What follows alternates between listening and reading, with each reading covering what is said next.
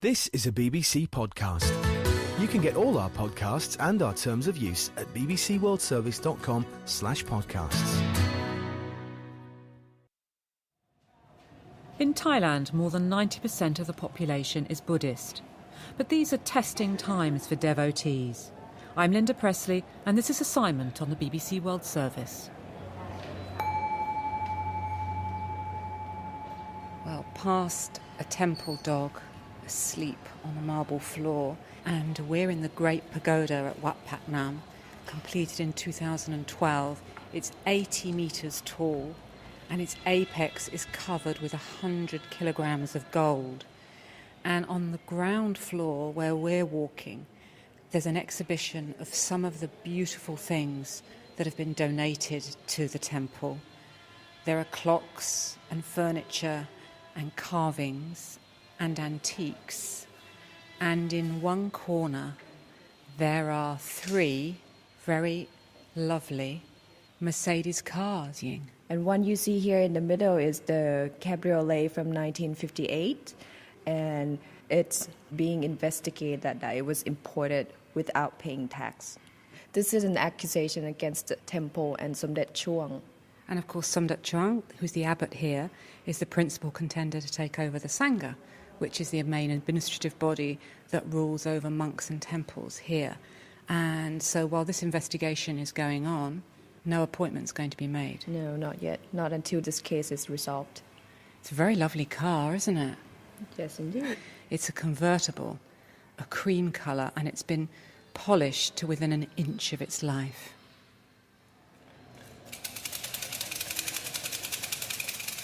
In the main temple complex, fortune-telling sticks are shaken. But for the Buddhist establishment, the future looks stormy and the present is troubled. In this week's assignment, guided by local journalist Ying Panyapon, I'll be exploring some of the rifts, rows and politics that challenge Thai Buddhists. Monks behaving badly, a dragon, drug addicts, defiant women, Louis Vuitton luggage, 50 Shades of Grey even, they're all in this programme. But let's start with that Mercedes car, an alleged tax dodge and one unholy spat. Who should be the next Supreme Patriarch, Thailand's most senior monk? The Sangha, the monks' governing body, nominated 90-year-old Somdet Chuang. But the military government, which took power in a coup in 2014, has refused to forward the nominee's name to the king for approval while there's disagreement about his appointment. Everything is normal here. You can go to the museum. It's open for public every day and they have nothing to hide. This is Prakru Pisan, Somdet Chuang's spokesman. He's talking about that Mercedes and the tax evasion claim. At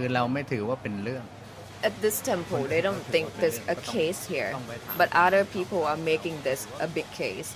And is he worried about this controversy? Is Somdet Chuang upset by it? Somdet Chuang is not worried about the controversy. He does what he has to do every day, which is his job.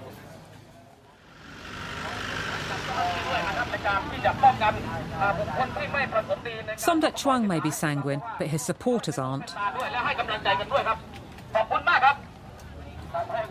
Well, we're at Puttamonton on the outskirts of Bangkok, a large Buddhist park. And there are splashes of green here, which are the military, but mostly there's a moving river of orange. Monks gathering here today to demand that the government finally put forward the name of Somdet Chuang to be the next Supreme Patriarch. He says that the monks are gathering to show they are united. They want the government to kind of back off and just let the Sangha Council do their thing. This was a meeting widely reported in the national and international press, often accompanied by the image of a monk holding a military officer in a headlock. But not everyone in the monastic world supports Somdet Chuang's nomination. What's this here in the cage? It's a bear. So these are like 2 small, furry black bears. Why do you keep them here in the temple, yeah? Maybe some people give it to him. Oh, they gave these to Buddha Issa. They have also the tiger also before. Well, they had a tiger here in the temple. Buddha Isara has a tiger-like reputation too. He's the fiery, hardline activist monk leading the charge against Somdet Chuang and the Sangha. We wait for Buddha Isara away from the bears in the extensive temple complex where he's abbot, on a shady wooden platform built over a pond surrounded by organic gardens. So now Buddha Isara is just approaching us. And is this his bodyguard here? The bodyguard is provided by DSI, Department of Special Investigation, since he's been fighting against the Sangha. And have there been any attacks against him? Somebody tried to poison him a couple months ago. There's some moving of chairs. Women can't sit close to a monk. And once we're a respectable distance apart, an affable, not tiger-like Buddha Isara tells us about his campaign against Somdet Chuang. First he talks about the alleged tax evasion case, but then he says this. Somdet Chuang should not become a supreme patriot because he has been protecting Thammachayo, who is now involved with so many fraud cases. Now, this is complicated, but it's interesting, so stay with me. Dhammachayo heads up the fastest-growing, wealthiest Buddhist movement with 10 million followers worldwide. It's called Dhammagaya. There certainly have been claims of financial irregularity. The latest, that the temple accepted donations of around $25 million from a businessman who'd embezzled the cash. Somdet Chuang ordained Dhammachayo. And many commentators believe that in the debate about the Supreme Patriarch, the focus on the tax-evading Mercedes is just a ruse. It's actually the connection between Somdet Chuang and the powerful Dhammagaya temple that's most contentious. They are abusing the principle in so many ways. They lure people that if you make more donation, your life will become better and you have a good karma for your next life. If you violate Buddhist principle, you have to be defrocked. So you're no longer a monk. And do you think that that's what's going to happen to Dhammachayo in the end? He believes that he will be able to get Thammachayo to be defrocked and go to jail for what he's done. It's serious. And there's another dimension to this deep rift. Some say a proxy war for Thailand's colour-coded politics is being fought through religion. In news reports, Dhammachayo and Somdet Chuang have been associated with the red shirts, supporters of the ousted Thai leader Thaksin Shinawatra. Meanwhile, Buddha Isara is aligned with the yellow shirts and the current military government. I ask him if, as I've read, he's close to General Prayut, Thailand's Prime Minister. If he said that he knows Prayut, then it means like Prayut supports him and he supports Prayut, and it's not like that. So he would have to say he doesn't know anybody. Well, that is a vision. A huge upturned flying saucer, and at the top of it, a golden dome. I don't think I've ever seen anything like that. Have you been here before? No, I haven't been here. This is my first time. This is the Dhammagaya temple in the north of Bangkok. It's an enormous, sprawling site, and you're greeted by this extraterrestrial vision. And there are coachloads of people arriving on motorbikes and in cars and on foot, and everybody's dressed in white. Yes, it's Sunday. Most Thai people go to the temple to meditate. The abbot Dhammachayo doesn't give interviews, so Prapasura, the monk in charge of international relations, is our guide. We sit in a pagoda, all polished concrete and clean lines, minimalist so worshippers aren't distracted while meditating. Does Dhammagaya distort Buddhist principles by stressing the importance of donations, as critics say? In Buddhism, if you look at the text, you will find that giving donation is actually part of Buddhist practice for a very long time. Because I suppose that the problem comes if people feel that there's a pressure to donate. Maybe that could lead to people committing crime. On the contrary, when people come to the temple, they have free meal, free transportation, And there was no one coming to tell them, you have to donate, you have to donate. Everything based on free will. So if they choose not to do it, they even can go back without spending the money in here. That's interesting what you say. I mean, every day since I've been here, I see the papers and there are stories about Dhammagaya, and especially these allegations that the temple and your abbot, Dhammachayo, accepted donations from a businessman who embezzled the money. And we're talking big money here, $25 million, the equivalent of about £18 million. What's going on? There was nothing really going on besides it was simple donation from a businessman who has a very good profile. And the abbot, when he received donation, he always accept in public. And there was a lot of donors, and he was just some man within that large crowd. Dhammagaya, you're right at the centre of this rift over who should be the next supreme patriarch. Does that make you feel uncomfortable? The abbot of Dhammachayo doesn't even have a single position in the Sangha administration at all. But the thing is, his relationship with Somdat Chuang, because Somdat Chuang used to be his teacher, right? Somdat Chuang did not just ordain him, he ordained lots of monks in Thailand. There was no such direct relationship in the way that he could influence Somdat Chuang's nominations to the Sangha Council. As for politics, Prapasura denies the temple is aligned with the red shirts.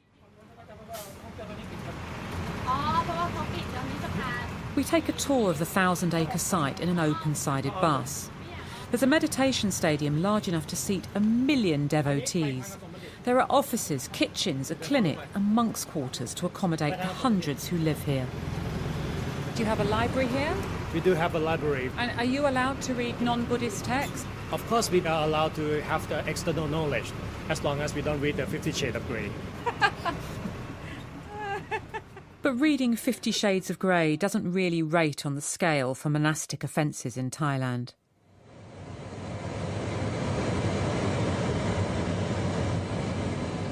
This is the sound of a private jet.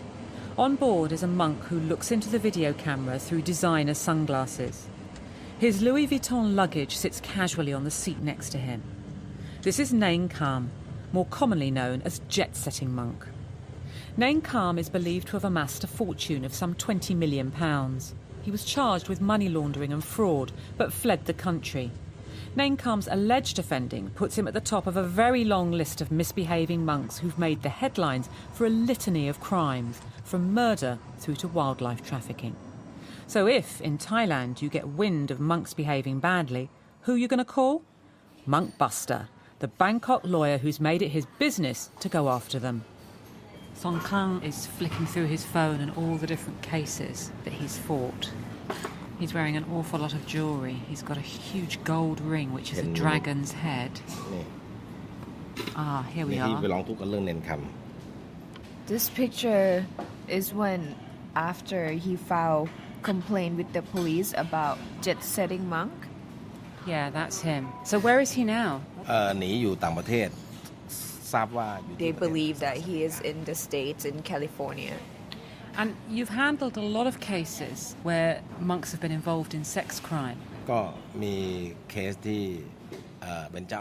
was one case that the abbot was doing this superstitious ceremony to abuse this one guy. There is ongoing investigation right now. An assistant to an abbot at one temple who would sleep with a woman every night, and the neighbor filed complaint, and they are now waiting for the time to arrest them. Just tell me about your jewellery. I'm fascinated by this ring. This dragon's head. In Thailand, there's a belief that, dragon is a symbol of safety. It kind of looks like the kind of thing that jet-setting monk might have worn. He said, this is not what the jet-setting monk would wear. This is what I wear, and this is the one fighting against the jet-setting monk. The story I've told you so far about Buddhism in Thailand is a story of crisis. So how might this deeply significant institution reform, revive and reconnect with the people? Could completely fresh blood provide an answer?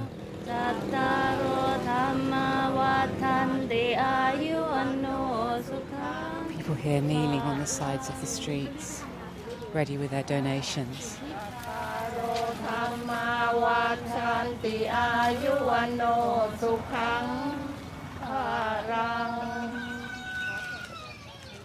There's an older woman who's come out of her house with a container of rice. She's spooning it into the bowls of the monks. It's a scene played out every day in Thailand, thousands of times, in thousands of communities. A line of monks, their robes tangerine or the colour of stained earth, process carrying a single bowl each, collecting alms in the local community. But look more closely and you see something else. Smooth faces, small feet. These monks are female and they're rebels because in Thailand, the top Buddhist authority doesn't allow women to be ordained into a monastery. Kim Lee has brought a small wooden table outside her family home and laid out garlands of flowers with bags of rice and vegetables to place in the monks' bowls as offerings. She made this dish especially for the monks. And does it make any difference to you that these are women monks? They're not male monks? Personally, for her, she doesn't feel any different. And it gives her that women power. It gives her the boost that, woman has taken a bigger role in society nowadays. Some households already stopped giving alms to the male monks. They lost respect. And then when they start seeing these female monks coming out, then they start giving alms again.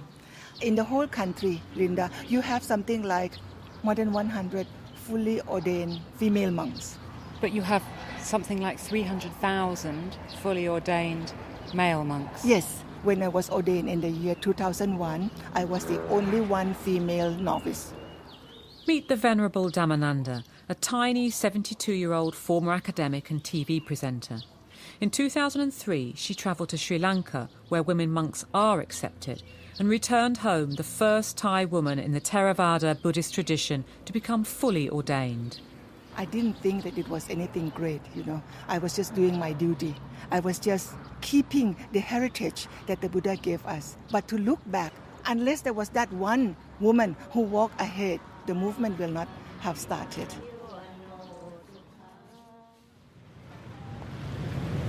The temple where Dhammananda is the abbess is built on a busy road in Nakhon Pathom, a town strung out along the highway, a 40-minute drive west of Bangkok. We stroll around the grounds, away from the traffic. Now we've come to the end of the temple grounds. The land is long like this, like a piece of noodle, long, so that at least inside here is quiet. Yeah, that traffic would drive you nuts. It drives you nuts because you take into your mind. The sound is outside, Linda. So up the steps of another pagoda, through the wooden doors. This is where we come to meditate. Have a seat. We have been coming here once a week to do the recitation. Om Namo Bhagavate Pai Satya Guru Vaituriya Praparachaya Tathakataya. It goes like this. Dhammananda and her fellow female monks, all ordained in Sri Lanka, are established members of the community. But there wasn't always acceptance. In the beginning, you dare wear the robe? I said, well, I'm a monk. I'm a female monk. What else do you want me to wear? And does that still happen? It happens when I go to public toilet. They always try to put me out and put me in male toilet because they would associate the robes only with men. But then we make a joke out of it, And then they accept you? Yes. Only one case that I was very annoyed because they called me grandpa. And what about those who say that actually the lineage of female monks has been broken in Thailand? It's not possible to have ordained female monks here. I speak with a PhD on this topic. I have reference to what the Buddha said. It's the Buddha's intention right after his enlightenment that there are monks, male monks, female monks, laymen and laywomen to continue Buddhism. The Buddha never said that the person who is going to continue Buddhism is only male monk. So the intention was so clear, and it is our heritage, meaning the female monk's heritage, to continue this work.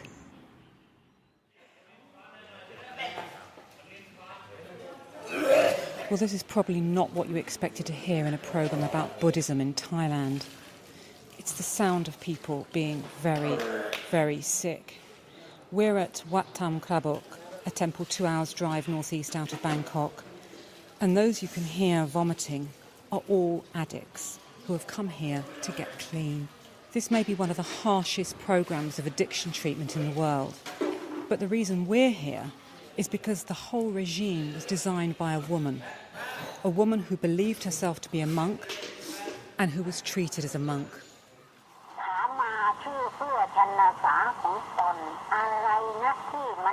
This is Luang Poyai addressing her devotees.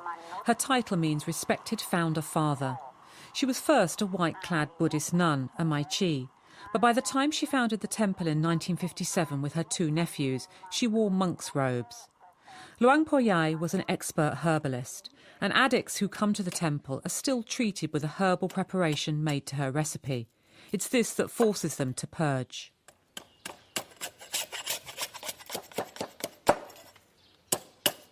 Away from the area where the addicts are treated, one of the monks, Luang Pie, is busy in his workshop. To one side there's a table that heaves under the weight of dozens of statues in the making, all representations of Luang Poyai. And there's a life-size image of her too, in fiberglass. This is a statue of Luang Poyai that he made 30 years ago. It was one of the very first and one of the very best that he has done it from his soul. His father was the very first addict who was successfully treated here. His dad was an opium addict. Back then it was only opium. We're introduced to the abbot of the temple. In his aviator sunglasses, he looks a bit like jet-setting monk. But there's not a shred of vanity here. He's just had eye surgery. And because Luang Poyai never allowed any monk from the temple to use any form of transport, he walked for 7 days to Bangkok for treatment and then spent another 7 walking back. He studied under Luang Poyai before she died in 1970. I asked him if there was anybody who refused to recognise her as a monk. Not that he know of. The only time was they went on a Buddhist walk one year and the government during that time arrested them on the charge that she was trying to imitate monk, which is illegal. She said to the authority, she explained, I have become a monk to stop myself from sin. I'm not doing what I'm doing just because to take advantage. Eventually the authority had to let her go. I read a story about her, and the story was that she ordained herself under a banana tree.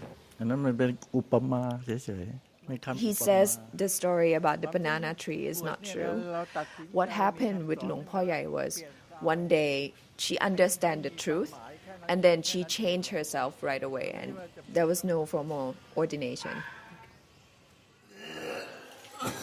More than 100,000 addicts have been through detox at the temple.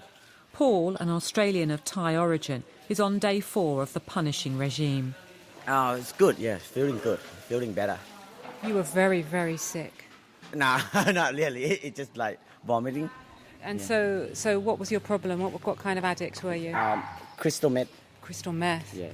Do you know anything about the founder here, Luang Poyai? Oh, yeah, I know. I looking from YouTube and I studied from the internet before I came. And did you know she was a woman? Not really. Yeah, it's a woman monk who founded this temple. Oh, really? So if Luang Poyai was here now, what would you say to her? Thank you very much for invent this temple and give us opportunity to be a new life and a new opportunity, go back to in society and live life as a normal. Good luck, Paul. Thank you very much. Thank you. Bye-bye.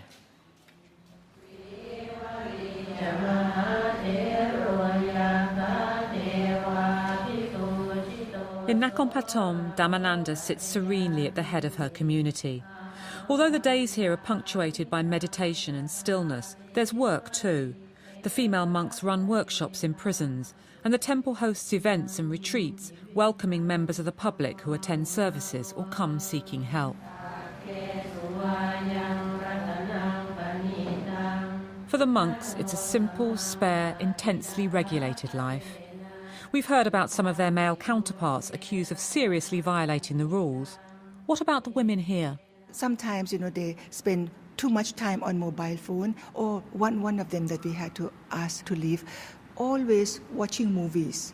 So how many of the novices have you had to ask to leave? Only one. Because she's watching too many movies. She was just not ordained in the heart. She's a good person, but not good female monk. Divisions within Thai Buddhism and ongoing turmoil at the Sangha, the monks' ruling body, have made Dhammananda acutely aware that the conduct of women monks must be exemplary.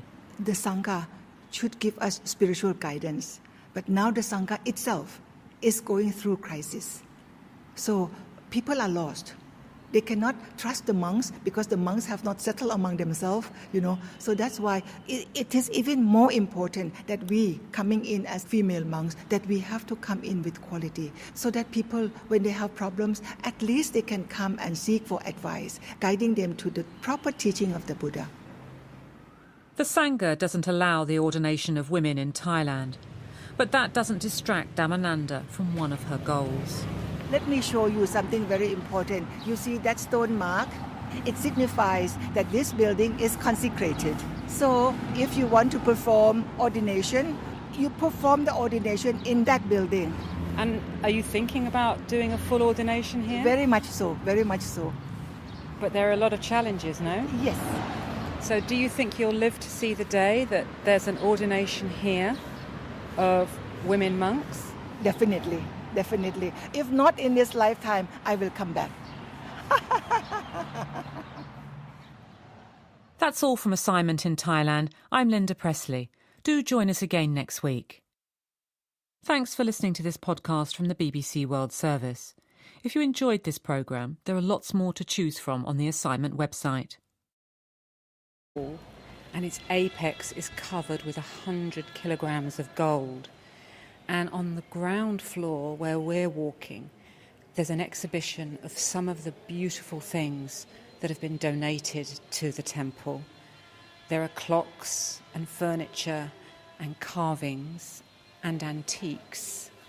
And in one corner, there are 3 very lovely Mercedes cars, Ying. And one you see here in the middle is the cabriolet from 1958.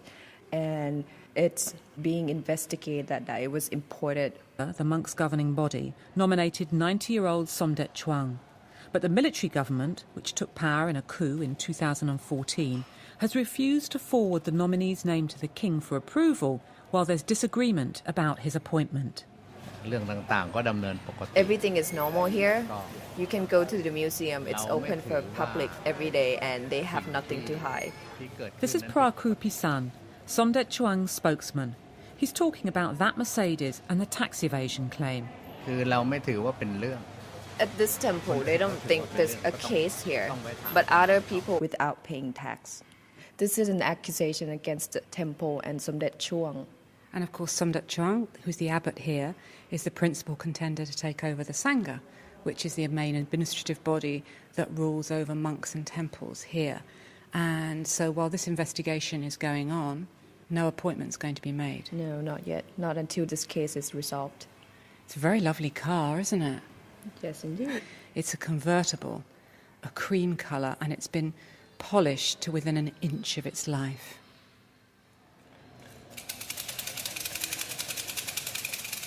In the main temple complex, fortune-telling sticks are shaken.